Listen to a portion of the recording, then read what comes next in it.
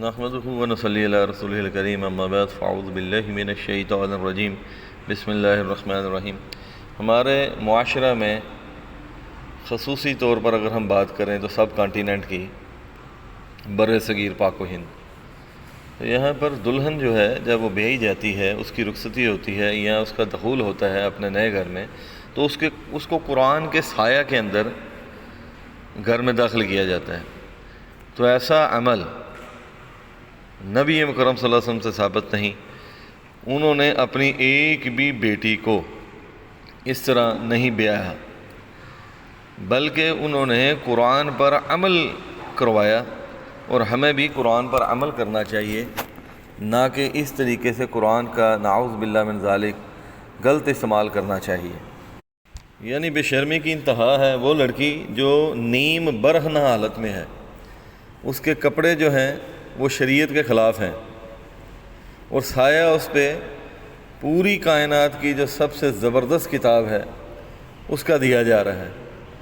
یعنی سیدھا سیدھا ٹکراؤ ہے، اللہ تبارک و تعالیٰ سے جنگ ہے یہ بھی، کہ آپ قرآن کے سائے کے اندر ایک برہنہ لڑکی کو لے کے جا رہے ہیں۔ حقیقت کے اندر آپ دیکھیں، اکثریت کے اندر لڑکیاں جو ہیں وہ انڈین لباس پہنتی ہیں مسلمان، تو کیا آپ کے خیال کے اندر یہ حیا کہیں بھی نظر آتی ہے؟ اور دوسری طرف ہم لوگ کیا کرتے ہیں، تعویذ پہن لیتے ہیں گلے کے اندر، قرآن لٹکا لیتے ہیں، اور ہم سوچتے ہیں کہ اب یہ ہماری حفاظت کرے گا۔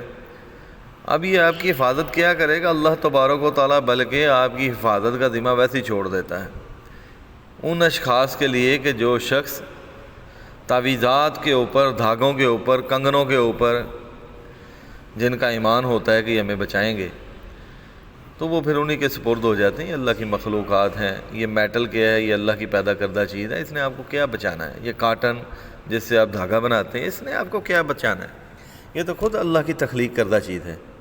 ایون کہ قرآن آپ کو نہیں بچا سکتا۔ قرآن آپ کو کیسے بچائے گا جتنی دیر تک آپ اس پر عمل نہیں کرو گے؟ وہ آپ کے لیے اللہ کے سامنے کوئی بھی مکالمہ نہیں کرے گا۔ یہ تو ان لوگوں کے لیے جو پڑھتے ہوں گے۔ سورہ ملک جو ہے، اگر وہ آپ کے لیے بولے گی تو کیوں بولے گی؟ کیونکہ آپ نے اس کو پڑھا ہوگا، اس پر عمل کیا ہوگا۔ صرف پڑھ لینا ہی کام نہیں، عمل کرنا بھی کام ہے۔ تو اس لیے عزیز ساتھیو، یہ قرآن کے سائے تلے داخل کرنا دلہن کو گھروں کے اندر، جس کی بھی شادی ہوتی ہے، نکاح ہوتا ہے، وہ اس طرح سے لے کے آتا ہے، اور وہ سمجھتا کہ میں نے فرض پورا کر دیا، نہ نماز، نہ روزہ، نہ حج، نہ زکوٰۃ، اور نہ پردہ، بے حیائی کی انتہا، اور ہم سمجھتے ہیں کہ ہم عمل کر رہے ہیں۔ تو اللہ تبارک و تعالیٰ سے دعا ہے، اللہ تعالیٰ ہمیں دین کی سمجھ عطا فرمائے، اس پر اس کے بعد عمل کرنے کی توفیق عطا فرمائے۔ وآخر دعوانا ان الحمد للہ رب العالمین۔